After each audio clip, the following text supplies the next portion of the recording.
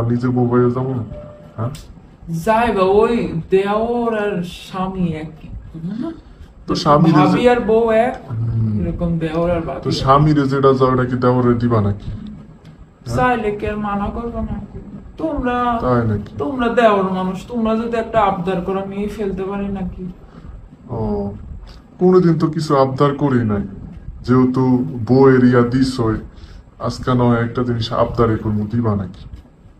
হ্যাঁ, কি আবদার কব দেখি, শুনি আগে।